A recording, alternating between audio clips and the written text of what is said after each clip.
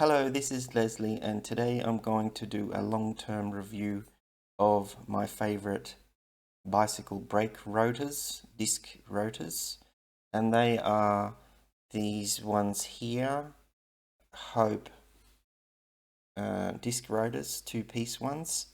So I've tried a lot of disc rotors on all my bikes that I have had, from Avid or SRAM and Shimano and Hayes.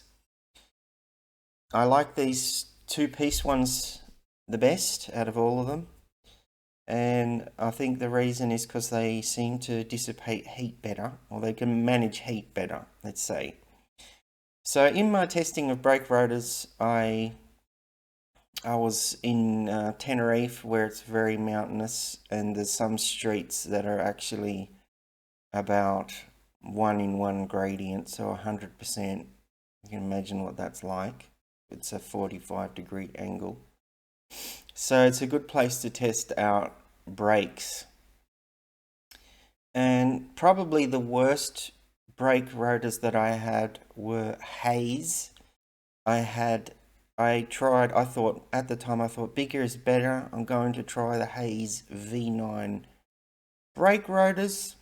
I put them on there, and going down the hill, they actually flopped from side to side like a piece of jelly. So looking down at the fork, and the Hayes were literally moving all over the place, probably about 2 centimeters from side to side. I couldn't believe it. And I think it was front and back. It's kind of scary when you think about it.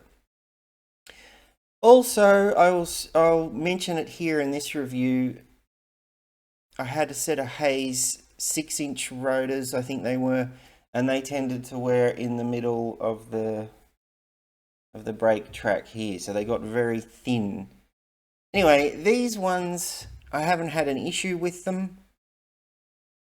I have 3, I guess you could say, mountain bike type of bikes. On one, which has become more of a hybrid bike, I have a 7-inch 180mm rotor on the front and a 6-inch one on the back. These happen to be off my bike now because I'm fixing a spoke and transferring the spoke back from the front wheel to the back wheel and everything. So these are on one bike. Then on my main mountain bike, which is a dual suspension, I have 8-inch rotors front and rear. Although with that setup, I have Saint brakes, the older style Saint brakes. They're the twin piston one. I feel that they're a bit grabby on the rear, so it's with 8-inch rear disc rotor. It's going down a hill. It can skid a bit too easily. So I may actually go back to a 7-inch rotor on the rear when I can afford it. Maybe next year sometime. I don't know. It's not really a priority for me at the moment. Anyway, so on one bike I have 7 and 6-inch, and on the other one it'll probably be in the future 8 and 7-inch, because I don't really need such big rotors here in Australia, so I'm probably going back down a size. And then for my main downhill bike, I'm using Formula rotors, which are also 2-piece, and they're 9-inch rotors anyway. But you can't get those anymore. But these ones, they've changed the design a little bit, and they have more cutouts in them to clean the disc pads and everything.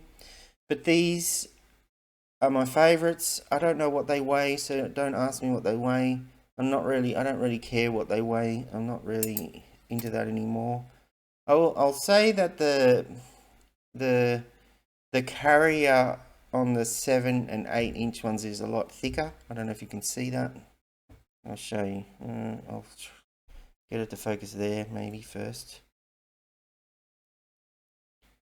You probably can't tell. But one looks like about 2mm thick, and the other one's probably 3.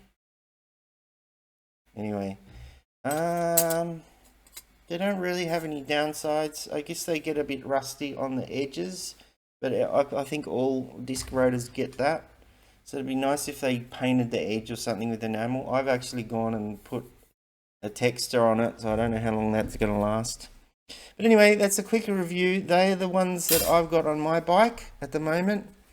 And as I said, on the downhill one, I have some huge rotors that are 9-inch ones, but they're not haze. Anyway, so yeah, there's nothing much to say really about them, though they're just my preferred rotor. Okay, thank you for watching. See you in the next video. Bye.